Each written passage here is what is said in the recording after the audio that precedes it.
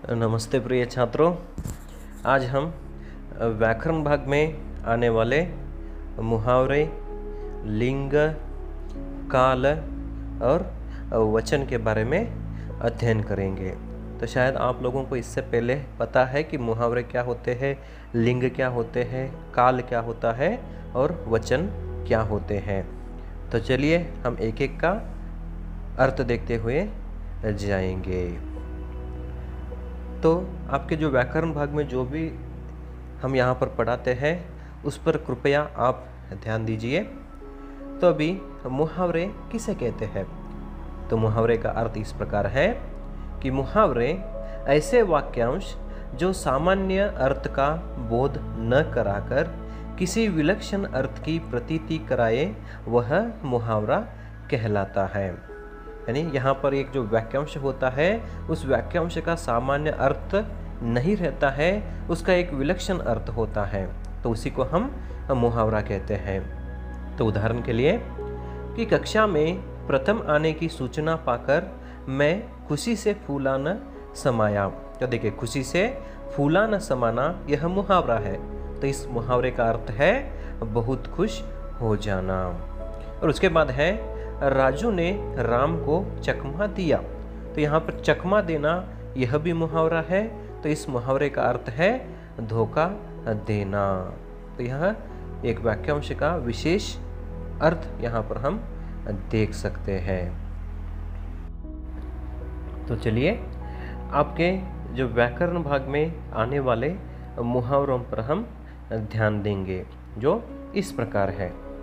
तो यहाँ पर मुहावरे उदाहरण दिए हैं कि अंधे की लाठी यानी एकमात्र सहारा, आंख दिखाना यानी गुस्सा प्रकट करना, उल्लू बनाना यानी मूर्ख बनाना, कान भरना यानी चुगली करना, आसमान से तारे तोड़ना यानी असंभव कार्य करना। तो इसी प्रकार यहाँ पर आपको भी परीक्षा में ऐसे ही प्रश्न आते हैं कि निम्नलिखित मुहावरों को अर्थ के साथ जोड़कर लिखिए। तो आपको यहाँ पर 4 मुहावरे दिए रहते हैं और 4 मुहावरे के उत्तर को भी यहाँ पर दिए रहते हैं, लेकिन उसको आप सही तरह से जोड़कर लिखना होता है। तो चलिए हम एक एक करके देखते हुए जाएंगे कि यहाँ पर दिए हुए हैं 4 मुहावरा कि गर्दन उठाना, खून पसीना एक करना, कमर कसना, आग बबूला होना। तो यहाँ पर यह जो मुहावरा है उसका अर्थ आगे दिए हुए हैं। तो यहाँ पर इन मुहावरों के साथ आगे जो उत्तर सटीक लगता है, जो अर्थ सही लगता है, उसी को हमें यहाँ पर जोड़कर लिखना होता है। तो चलिए, गर्दन उठाना यानी विरोध करना है, खून पसीना एक करना इस मुहावरे का अर्थ है बहुत परिश्रम करना, कमर कसना इस मुहावरे का अर्थ है तैयार होना, आग बबूला होना इस मुहावरे का अर्थ है क्रोध से भर जाना। बाद में दूसरा है आसमान सिर पर उठाना, इसका अर्थ है बहुत शोर करना, कलेजा फटना इसका अर्थ है असहनीय दुख होना, गले का हार इसका अर्थ है बहुत प्यारा, गुड़ गोबर करना इसका अर्थ है बात बिगड़ जाना। उसके बाद में खाक में मिलाना यानी नष्ट भ्रष्ट कर देना, गड़े मुर्दे उखाड़ना यानी पिछली बातों को व्यर्थ में याद करना, टांग अड़ाना इसका अर्थ है व्यर्थ में दखल देना, और चकमा देना इसका अर्थ है धोखा देना। अभी आगे जी चुराना इसका अर्थ है मेहनत से बचना, चांद पर थूकना निर्दोष पर दोष लगाना, घर का उजाला इसका अर्थ है इज्जत बढ़ाने वाला, पीड़ दिखाना इसका अर्थ है हार कर भागना। और आगे पलके बिछाना इसका अर्थ है प्रेम पूर्वक स्वागत करना, पेट में चूहे कूदना यानी जोर की भूख लगना, दाल न गलना इसका अर्थ है सफल न होना, दुम दबाकर भागना इसका अर्थ है डर कर भाग जाना। और अंतिम है नाम कमाना, सम्मान प्राप्त करना, मुंह फेरना यानी उपेक्षा करना, 9-2-11 होना इसका अर्थ है भाग जाना, पोल खुलना, इसका अर्थ है भेद खुलना। तो प्रिय छात्रों, अभी तक हमने मुहावरे का अध्ययन किए हैं।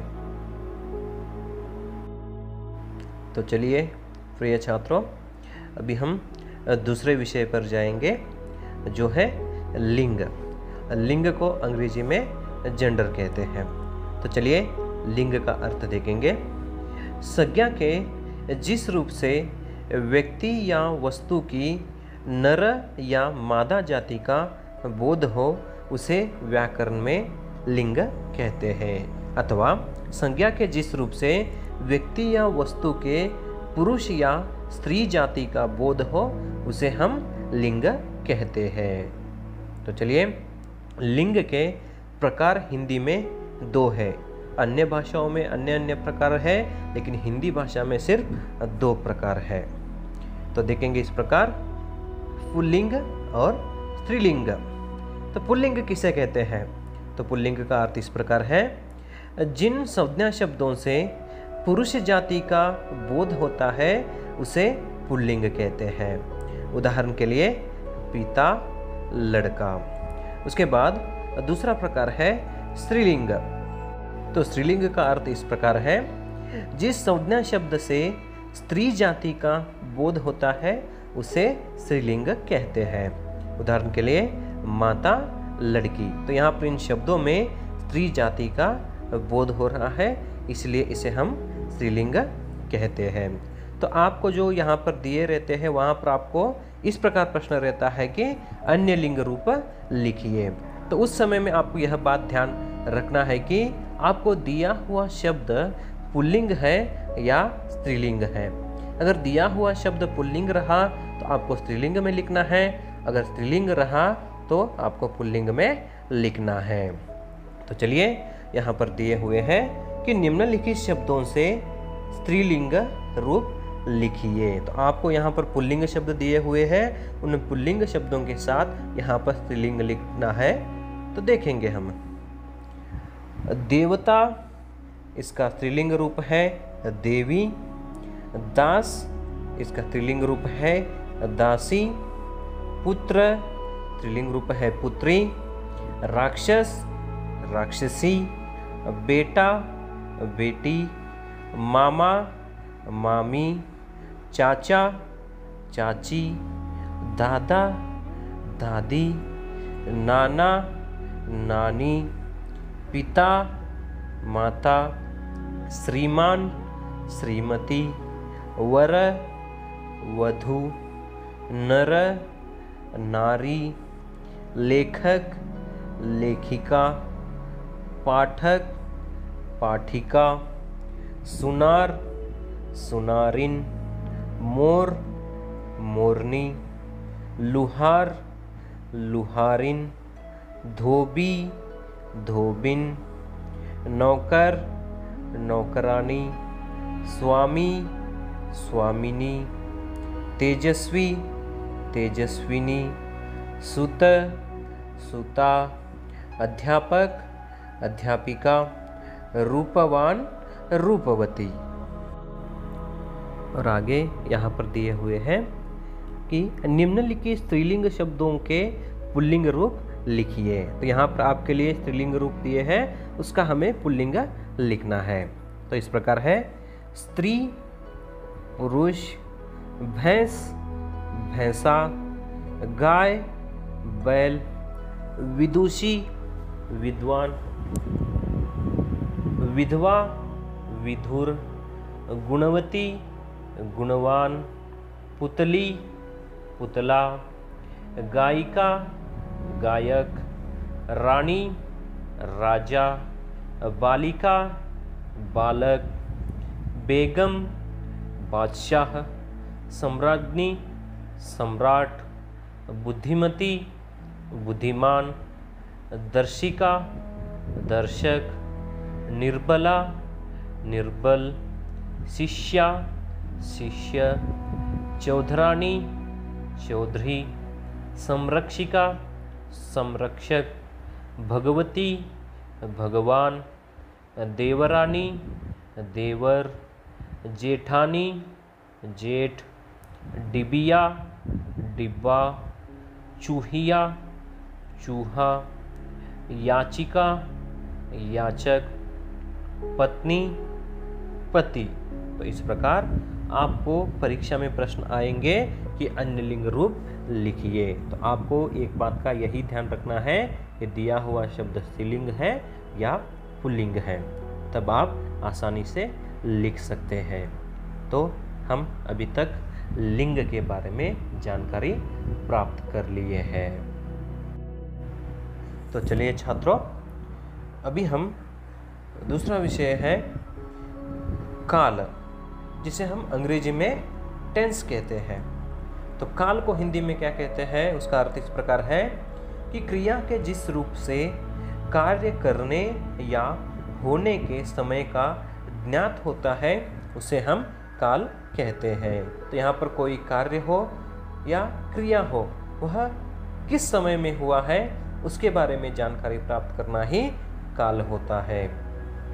तो क्रिया के जिस रूप से कार्य करने या होने के समय का ज्ञात हो। तो यहाँ पर जो कार्य करने के समय अथवा उस कार्य का होने के बारे में अगर हम जानकारी प्राप्त करते हैं तो उसी को हम यहाँ पर काल कहते हैं। तो आगे बढ़ेंगे। तो काल के भेद इस प्रकार है। तो काल के भेद यहाँ पर 3 हैं, वर्तमान काल, भूतकाल और भविष्यत काल। तो यहाँ पर अंग्रेजी में वर्तमान काल के लिए प्रेजेंट टेंस कहते हैं, भूतकाल के लिए पास्ट टेंस कहते हैं और भविष्यत काल के लिए फ्यूचर टेंस कहते हैं। तो वर्तमान काल किसे कहते हैं? तो वर्तमान काल जो समय चल रहा हो, यानी जो कार्य हो, जो क्रिया हो, अभी जो चल रही है, उसको हम जब बताते हैं तो वह वर्तमान काल कहलाता है। तो उदाहरण के लिए पिताजी समाचार सुन रहे हैं। तो यहाँ पर जो सुनने की क्रिया है अभी चल रही है, तो इसी को हम वर्तमान काल कहते हैं। और दूसरा है भूतकाल।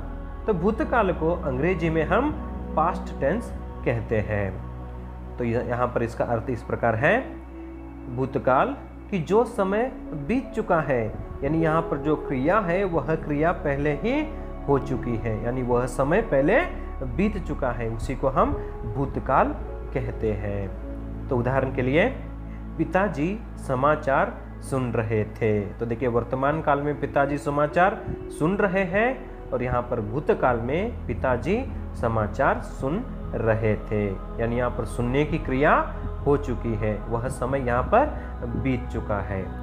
उसके बाद में तीसरा जो है भविष्यत काल। तो भविष्यत काल को अंग्रेजी में फ्यूचर टेंस कहते हैं।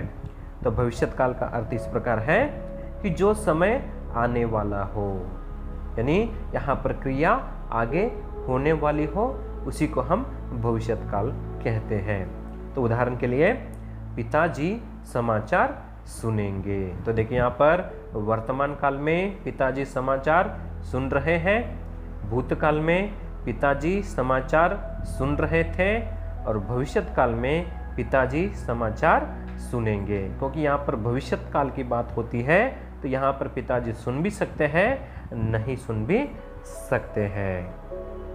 तो आपके उदाहरण ही देखिए कि आप वर्तमान काल में फर्स्ट पीयूसी हैं, तो भूतकाल में आप एसएसएलसी थे और भविष्यत काल में आप सेकंड पीयूसी होंगे या नहीं होंगे, उसके बारे में जानकारी नहीं है। यानी भविष्यत के बारे में हम बता नहीं सकते हैं, अंदाज़ा लगा सकते हैं, लेकिन निश्चित तौर पर हम नहीं बता सकते हैं।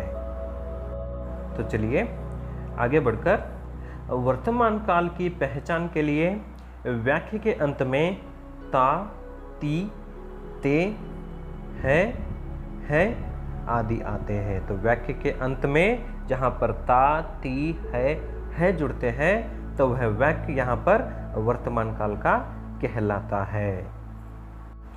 उदाहरण के लिए राजू गाता है, सीता गाती है, वे गाते हैं। और राजू गा रहा है, सीता गा रही है, वे गा रहे हैं। इसके बाद भूतकाल। भूतकाल को पहचानने के लिए वाक्य के अंत में था, थे, थी आदि आते हैं। जैसे कि राजू गाता था, सीता गाती थी, वे गाते थे। तो यहाँ पर एक बात का ध्यान रखिए कि यहाँ पर ने प्रत्यय के जुड़ने से यहाँ पर राजू ने गाया, सीता ने गाई आ सकता है। तो यहाँ पर ने प्रत्यय भी भूतकाल में जुड़ पाता है। तो इसकी पहचान के लिए था, थे, थी लगते हैं। उसके बाद भविष्यत काल की पहचान के लिए वाक्य के अंत में गा, गी, गे आदि आते हैं। जिस प्रकार राजू गाएगा, सीता गाएगी, वे गाएंगे। तो चलिए आपके कार्य पुस्तक में यानी वर्कबुक में कौन से काल परिवर्तन के लिए दिए हुए हैं।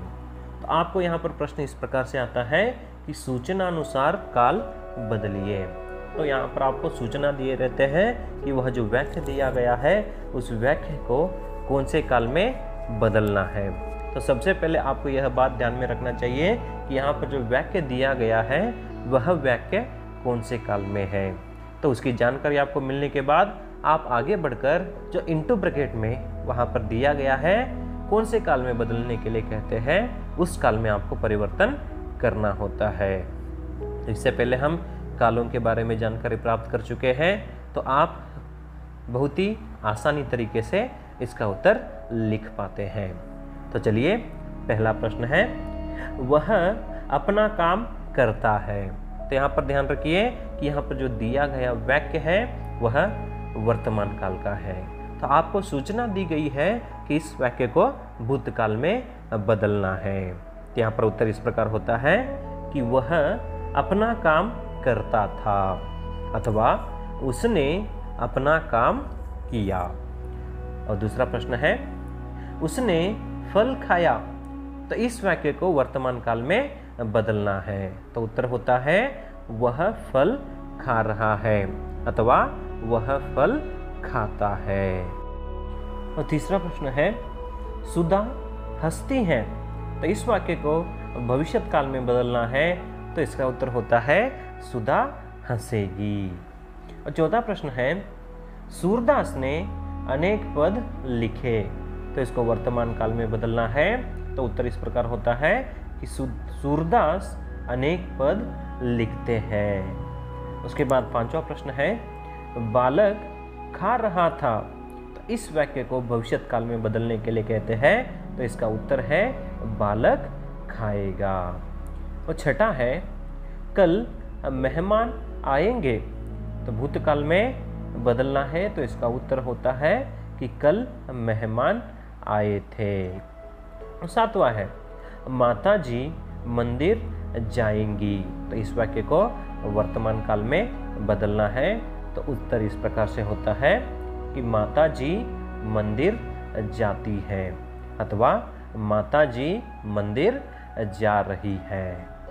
उसके बाद शिकारी शिकार करेगा। तो इस वाक्य को भूतकाल में बदलना है। तो उत्तर इस प्रकार होता है कि शिकारी शिकार करता था अथवा शिकारी ने शिकार किया। आगे, गोपाल दूध का व्यापार करता था। तो वर्तमान काल में लिखना है गोपाल दूध का व्यापार करता है अथवा गोपाल दूध का व्यापार कर रहा है। उसके बाद 10वां प्रश्न है, पिताजी मैसूर जा रहे हैं। तो इसको भूतकाल में लिखना है। तो पिताजी मैसूर गए थे। उसके बाद 11वां है, उसने दरवाज़ा खोला। तो इसको भविष्यत काल में बदलना है। तो यहाँ पर उत्तर होता है वह दरवाज़ा खोलेगा।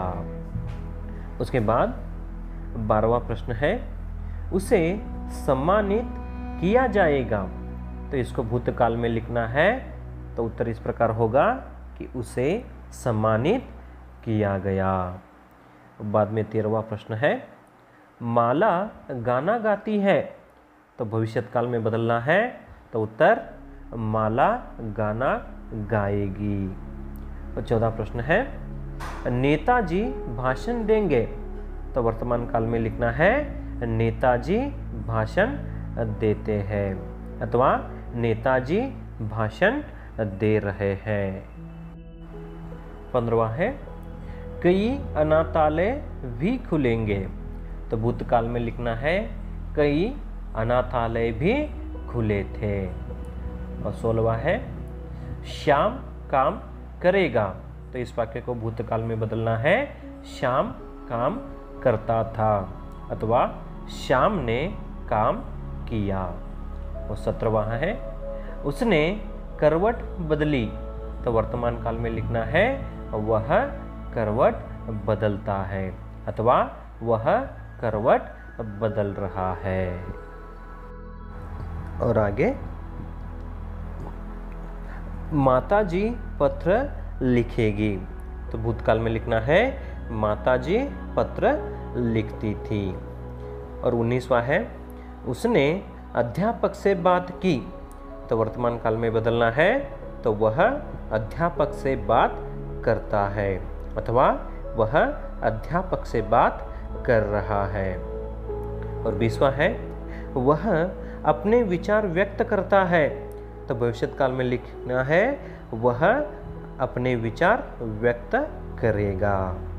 21वां है, सैनिकों ने देश का नाम रोशन किया, तो वर्तमान काल में लिखना है सैनिक देश का नाम रोशन करते हैं। उसके बाद, लड़के मैदान में खेल रहे थे, तो भविष्यत काल में लिखना है लड़के मैदान में खेलेंगे। 23वां है, हमारे शिक्षक प्रश्न करते हैं, तो भूतकाल में लिखना है हमारे शिक्षक प्रश्न करते थे। 24वां है, सीता राम के साथ वन गई थी, तो वर्तमान काल में लिखना है सीता राम के साथ वन जाती है। और बाद में, बूढ़े को देख युवक हंसते हैं, तो भविष्यत काल में लिखना है बूढ़े को देख युवक हंसेंगे। तो प्रिय छात्रों, इस प्रकार हमने काल परिवर्तन के बारे में अध्ययन किए हैं। तो यहाँ पर वर्तमान काल, भूतकाल और भविष्यत काल आते हैं। आपको इसके बारे में जानकारी मिल गई है। तो चलिए अभी हम वचन के बारे में अध्ययन करेंगे। वचन, जिसे अंग्रेजी में नंबर कहते हैं। तो वचन का अर्थ इस प्रकार है, शब्द के जिस रूप से एक या एक से अधिक का बोध होता है उसे हिंदी व्याकरण में वचन कहते हैं। तो यहाँ पर किसी शब्द के जिस रूप से किसी एक या एक से अधिक संख्या की होने का बोध होता है तो उसे हम वचन कहते हैं। तो यहाँ पर वचन के दो प्रकार हैं, एक वचन और दूसरा है बहुवचन। तो एक वचन यानी वहाँ पर संख्या एक होती है और बहुवचन यानी वहाँ पर संख्या दो या दो से अधिक होती है। तो चलिए यहाँ पर सबसे पहले हम एक वचन का अर्थ देखेंगे, जो इस प्रकार है।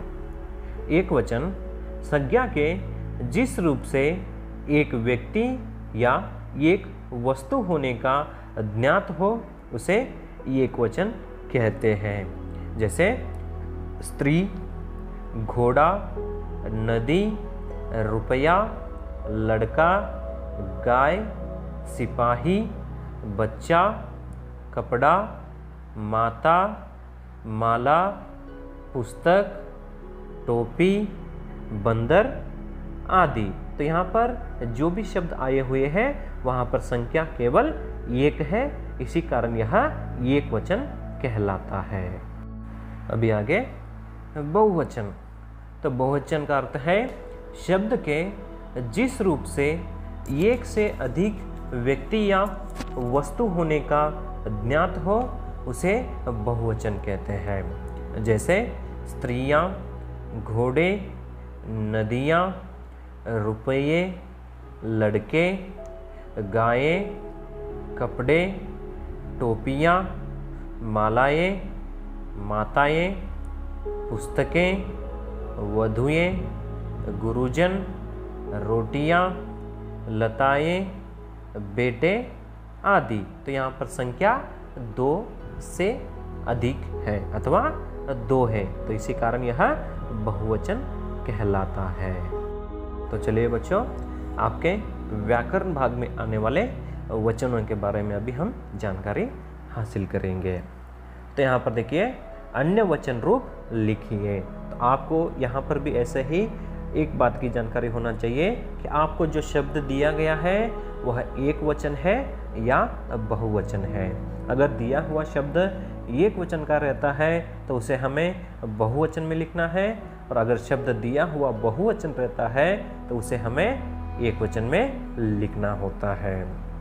तो देखेंगे इस प्रकार है: आवश्यकता, आवश्यकताएं, लता, लताएं, माता, माताएं, ऋतु, ऋतुएं, राशि, राशियाँ, बेटा, बेटे, समिति, समितियाँ, तलवार, तलवारें, लड़का, लड़के, आँख, आँखें, बात, बातें, गाय, गायें, भैंस, भैंसें, पुस्तक, पुस्तकें, सड़क, सड़कें, और बहिन, बहिनें, रात, रातें, तोप, तोपें, नीति, नीतियाँ, सखी, सखियाँ, नदी, नदियाँ, कली, कलियाँ, रानी, रानियाँ, साड़ी, साड़ियाँ, चीता, चीते, पंखा, पंखे, भेड़िया, भेड़िए, केला, केले, लुटिया, लुटियाँ, बुढ़िया, बुढ़िया। और आगे चिड़िया, चिड़ियाँ, डिबिया, डिबियाँ, गुड़िया, गुड़ियाँ, सिद्धि, सिद्धियाँ, रीति, रीतियाँ, थाली, थालियाँ, परी, परियाँ, विधि, विधियाँ, धेनु, धेनुएं, बहु, बहुएं आदि। तो प्रिय छात्रों, आज की कक्षा में हमने मुहावरे के बारे में अध्ययन किए। तो मुहावरा का अर्थ क्या है उसके बारे में अध्ययन किए हैं। तो उसके बाद लिंग के बारे में अध्ययन किए हैं। तो लिंग के 2 प्रकार है, पुल्लिंग और स्त्रीलिंग। उसके बाद में हमने काल का अध्ययन किया। तो यहाँ पर हिंदी में 3 काल है, वर्तमान काल, भूतकाल और भविष्यत काल। तो यहाँ पर वर्तमान काल यानी क्रिया चल रही है, भूतकाल यानी क्रिया हो चुकी है, और भविष्यत काल यानी क्रिया आगे होने वाली है। तो काल यानी यहाँ पर क्रिया के समय के बारे में जानकारी हमें मिलती है, तो उसी को हम काल कहते हैं। तो उसके बाद हमने वचन के बारे में अध्ययन किया। तो यहाँ पर किसी एक व्यक्ति हो या वस्तु की संख्या का बोध होता है कि एक है तो एक वचन, और 2 या 2 से अधिक होते हैं तो उसे हम बहुवचन कहते हैं। तो छात्रों, अभी जितना आपको पढ़ाया गया है उस पर आप ध्यान दीजिए, तो भविष्य में आपको हिंदी विषय से संबंधित कोई भी तकलीफ नहीं आ सकती है। तो एक बात रखता हूँ, करत करत अभ्यास से जड़मति होता सुजान, यानी हमें परिश्रम करना चाहिए। परिश्रम करते करते अगर हम आगे बढ़ते हैं तो यहाँ पर जो हम अज्ञानी अपने आप को मानते हैं वह अज्ञानी भी यहाँ पर हम ज्ञानी बन पाते हैं। तो यहाँ पर जो अंधकार हमारे जीवन में रहता है उस अंधकार को मिटाने के लिए एक अच्छे से प्रकाश को लाना चाहिए। धन्यवाद प्रिय छात्रों।